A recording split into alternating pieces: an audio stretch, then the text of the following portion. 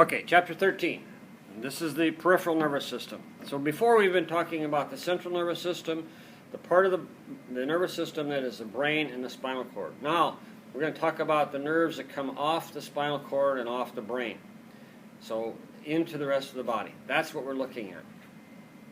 Okay, so it has basically the same type of a setup as the nervous system. It's made out of neurons, right? And long axons. In the central nervous system, axons don't have to be very long to go across the brain. But in the peripheral nervous system, they are very long. So we're going to break up the peripheral nervous system into two specific areas, the sensory and the motor, afferent and efferent. Okay? Then the motor part of this nervous system is the somatic and the autonomic nervous system. The autonomic nervous system is comprised of the sympathetic and parasympathetic. So those are where we have to go now.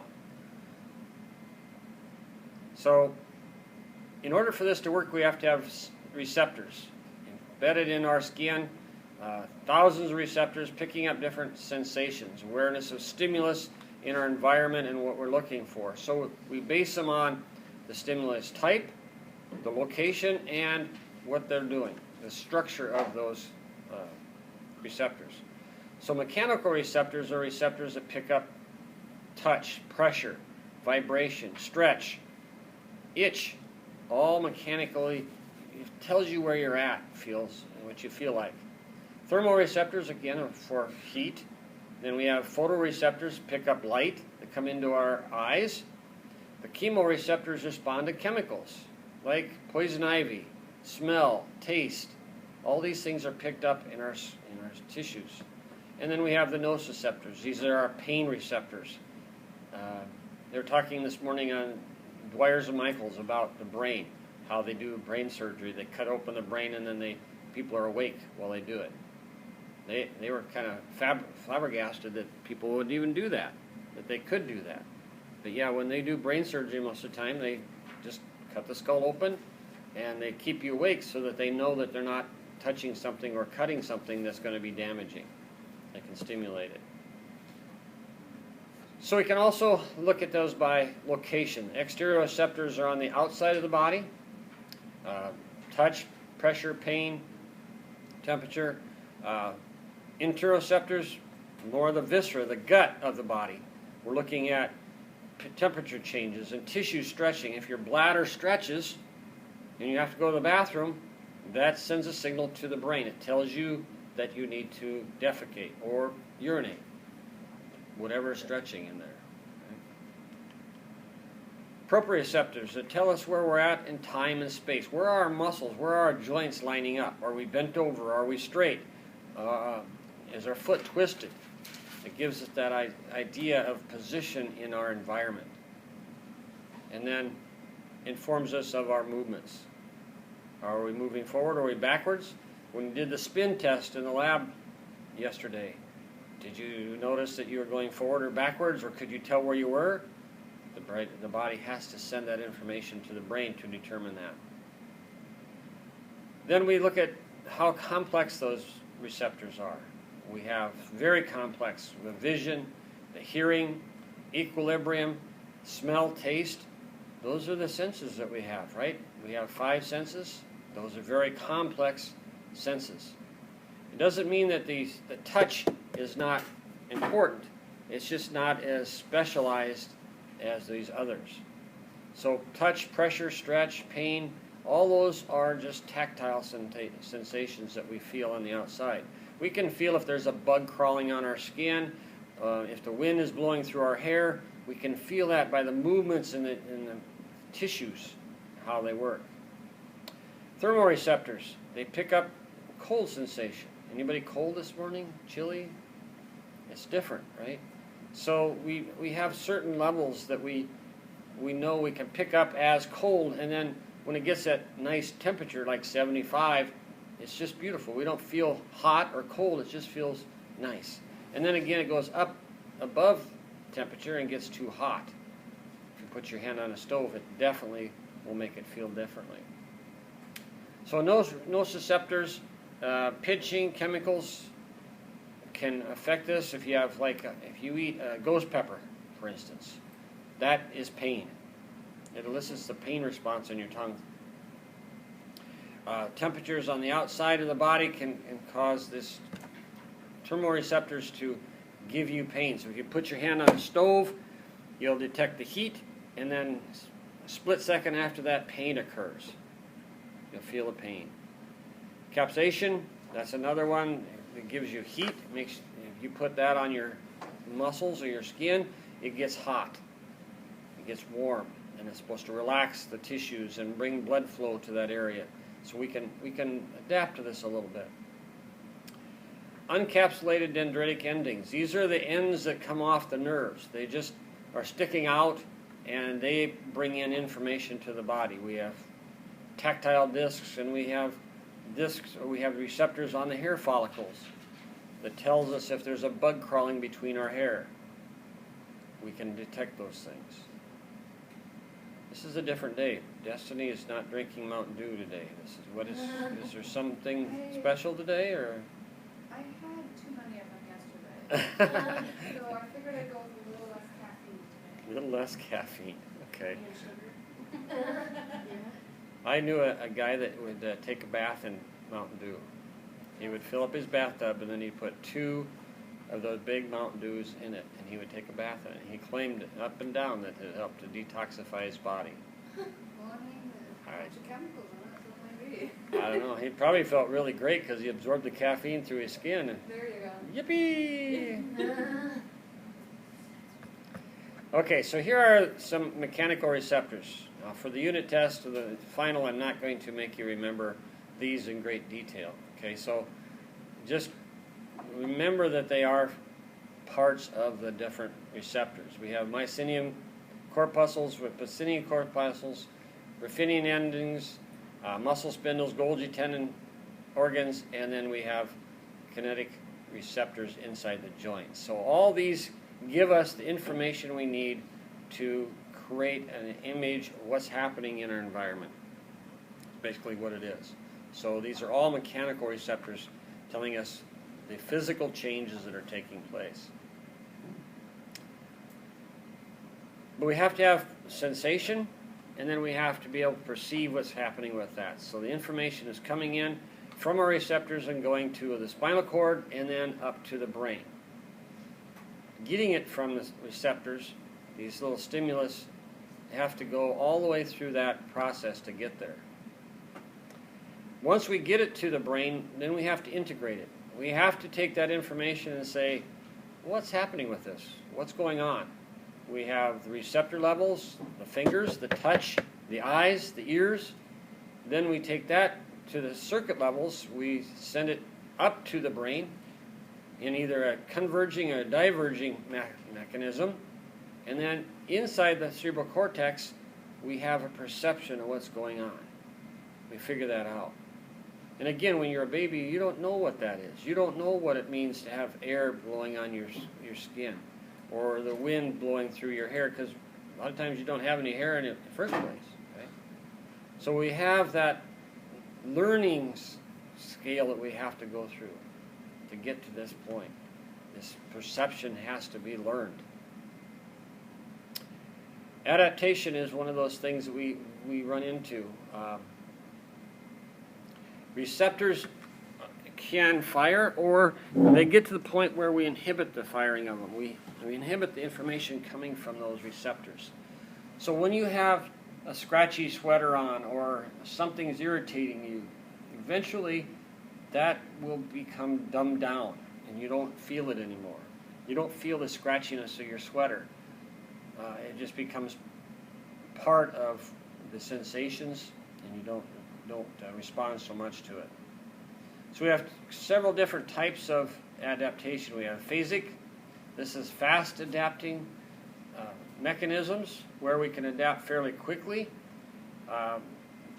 Scratchy sweater, touch, smell, right? So say for instance you have someone that you cuddle up with at night and they put their arm around you. Initially that arm, you can feel the arm, it feels heavy or sweaty or whatever you feel, right? But eventually it kind of just goes away. You block that out. You don't even feel it. So we can do this fairly quickly, and then we have some that are very slow. The tonic receptors, sometimes they don't stop at all. Chronic pain, people that have pain all the time, they kind of get used to it, but the pain is still there, and it can keep them awake. You ask them, are you in pain? Oh, not really. I'm okay.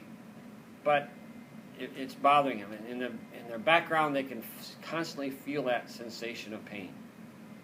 So people in chronic pain have lots of problems with depression, insomnia, all sorts of interesting side effects because of the chronic pain. So you'll find people that they're usually a little bit grumpier, shorter with you because of the pain that they're in. You have to be kind of perceptive of that. Now, pain is one of those things. Where do we feel pain at? Where do we feel pain? Sounds like a quick trick question, right? We feel pain in our fingers?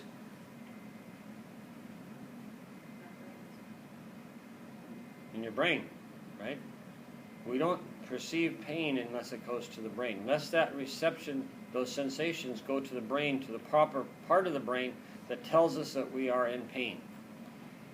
If I would put a tourniquet on and cut through the spinal cord, I could cut the finger off and no one would know it. They would have no pain at all. Right? There's no pain that goes up there. Without that perception, pain doesn't work. So we have different things that stimulus include things like temperature, histamines, increased potassium, ATP, acids. These types of things help us to measure the amounts of pain that we do have. So the impulses travel on these really primitive P fibers, and they get to the brain and they will elicit a response, and that's pain. So some people can block out pain, consciously just say, I'm not in pain. You know, like the Navy SEALs, the Rangers, they're trained to block out pain, and they can sustain and they can hold off and lots of interrogations or whatever they do by blocking that pain out. But eventually it becomes too much and it overrides, and the body will respond to it. So the endogenous opioids that come into this affect this pain. Now, some people get adrenaline rushes. That's different. That's almost the opposite of what you're feeling with pain. That becomes a positive thing for some people.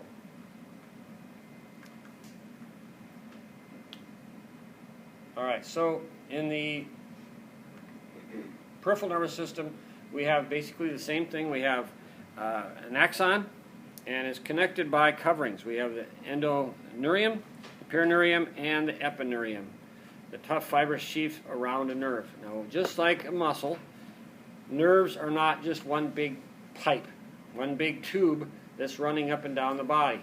Your sciatic nerve is an accumulation of many, many nerves all bundled together.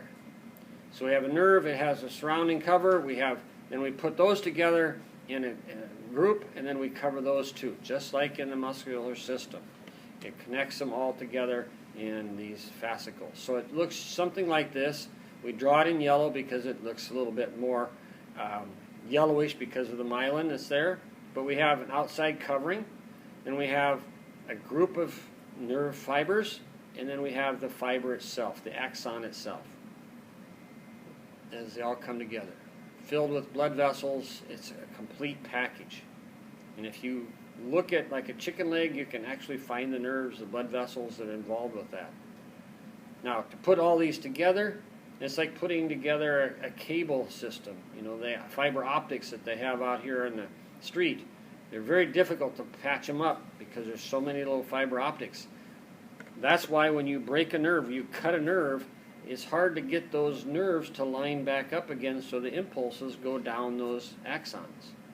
Can you imagine trying to figure out how those all fit together when they've been cut and torn? It's unbelievable. You can't do it. Is that like when you have a scar from surgery or whatever where it cuts Yep. Rub the scar and They keep cut through the nerve, then the nerve never lines back up again, so the impulses can't go up there, so it's kind of a dead area. Yeah. The receptors are still working, but there's no conduction up through that scar tissue. So it's very difficult. That's why they can't just go in and open up somebody's spinal cord and patch everything back together again. You get off just one little axon and it changes the whole impulse where it goes. They're all connected, a bunch of cables connecting. So we have the peripheral nervous system. We have the sensory, which is afferent, and we have the motor, which is efferent. They all come out of the either somatic or autonomic nervous system. And we'll talk about the autonomic nervous system in a whole chapter, but we'll go on with those. Regeneration of nerve fibers. Nerves themselves don't really regenerate the nerve, but the axons, some parts of it can in fact come back together. We have to have some type of a cleansing mechanism with the macrophages cleaning up the debris, and we have the Schwann cells help to reform the connections, and then the axons regenerate slightly in the damaged part. Now we're talking the very tiny ones. If you cut the sciatic nerve, it's not going to regenerate. It's not going to come back together. If you cut the end of your finger, you may get the sensation back again. They regenerate the axons in those areas. But the nerve itself, once it dies, it's gone, and you do not get new nerves, new nervous system cells. So what we do with this is we have it torn, and the axon itself the sarcolemma on the outside of it can come back together and heal it as it goes along. So it kind of gradually forms new cells around it. Macrophages come in and clean up the debris that's there, and then we reconnect the nerve fibers as we go along. So some things can be regenerated in a small quantity or area, and then we have the process formed all over again. Now, the cranial nerves. These are important little nerves because they're associated mostly with our special senses. What are our special senses again? What's our 5 senses? Taste, smell, equilibrium, sight, hearing, hearing, and touch, right? So there are 5. Most of these cranial nerves are associated with them. So there are 12 on each side. So how many cranial nerves do we have? 24. All right. Math this morning is good. So most of the time what people do with this, to make this so that you can memorize these or remember these, is you come up with some silly little mnemonic, right? On occasion, our trusty truck acts funny, very good vehicle anyhow. Okay, so the first letter of each one of those forms the names of those cranial nerves. I cannot tell you the one that my roommate and I made up in college. It's not appropriate for mixed company. So, but we can remember that very easily. Okay, so make up something. Don't use this one because you'll even forget what this is. Make up something that's important to you. Okay, and that's the easiest way to remember these. Get together, quiz each other with that, and find out what those are all about. But when you look under the underside of the brain, this is where the cranial nerve comes out. All those little holes that we had you remember in the bottom of the brain, or bottom of the skull, guess what comes out through those? These nerves. Okay? So those are where they come from. We'll go through each one of them here in a minute. So just look at that and say, yeah, there's a lot of them. And they come out of different parts of it, of the spinal cord. So when we look at these, cranial nerves can either be sensory or motor or both. We call them sensory, motor, or mixed. So they'll have fibers that are picking up information and sending them to the brain, and then some of them also have information coming out through those as a response. So olfactory, smell is motor, is sensory, and it's not motor. Optic is sensory, Well, oculomotor is motor. Oculo is eye, motor. Trochlear is motor, it turns the eye.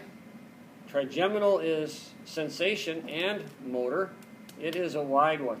So when my cheek inflames and gets sore because of my stupid tooth, that's the trigeminal nerve or the facial nerve that I'm sensing it from. Okay? Abducens is an eye one. It goes to the eye, and it is motor. Facial nerve, big nerve in the face. If you put your hands on your cheeks like this, you're covering your facial nerve. Taste and motor function with this. Vestibular cochlear, this is hearing and balance, mostly sensation. Glossopharyngeal is tongue. It makes you so you can stick your tongue out. Sensation and motor. The vagus nerve, very long nerve, it comes off the brain and goes clear down into your upper abdomen. It takes care of your stomach, liver, all those things. And the accessory nerve is motor, and hypoglossal is on the tongue, and it is motor also. So let's go through these individually. Olfactory is the smell, purely sensation of smell. We have two cranial nerves, one on each side, that's dedicated just to smelling things. Do you think that's important? That the body has deemed that that's very important that we have a good smeller? Why? Why does that make a difference as far as humans, if we can smell good or not? Not tells us what? If something's bad for us? Gas leak, yeah. Picks up some information that kind of warns us, right? Or it also tells us if something's good, right? Smell of baked cookies or bread, pretty good stuff, right? Skunks, not very good. So we have to have that to warn us what's going on in our environment. So as we look at this, and these are in your book, you can see all these, they're in the book, but the smell comes in and it goes to the back of the nose. You have to have it, these molecules have to be in a gaseous form for you to smell them. If there's no gas giving off, you can't smell anything. I can't smell this counter because there's no gas fumes giving off. If I come up to somebody's armpit and there's gas fumes there, I can smell it. Right? Probably don't want to, but you can. So those receptors at the back of the nose pick up this information, and then they elicit a response to the olfactory nerve that goes to the brain. If they don't, then you have a problem where you can't smell. That can be an issue. Anosmia is a problem where you can't smell, because why would that be a problem for us? Doesn't it affect your taste? It affects your taste, right? If you can't smell, your taste isn't as good. So we didn't have both of those. Optic nerve is the eyes, purely sensory visual nerves. So they start at the back of the eye and the retina. The information is collected in the receptors and it's sent to the back of the eye and down the optic nerve. And we'll talk about those as we go. So there's two optic nerves, right and left.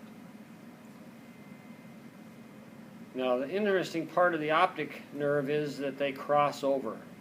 Part of the optic nerve fibers go from the right eye to the left part of the brain.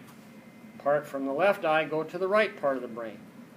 Also, part of the left eye goes to the left part of the brain. We have the ability to see different parts of our vision, peripheral vision, and that helps with that, and depth perception. So it becomes a very important part, and then it goes back to the back of the brain for the visual cortex. I always get a kick out of these pictures because it looks like something from Sesame Street, the big googly eyes, but you can see the desiccation or the crossing over of the optic nerve as it goes back to the back of the brain. Okay, so we have optic nerves that go ipsilateral and contralateral in the brain. If you lose this, then you lose either depth perception or sight in one side or the other. Oculomotor. Oculo is eye, motor is movement. So we're moving the eyes. So this is part of the eyeball, constricting of the iris, raising the eyelid, and directing, moving the eyeball itself, helping to move it in the different directions. The rectus muscles, and we'll talk about that too as we go along. But it comes off the pons and goes to the eye and moves the eye. It's completely motor in its function.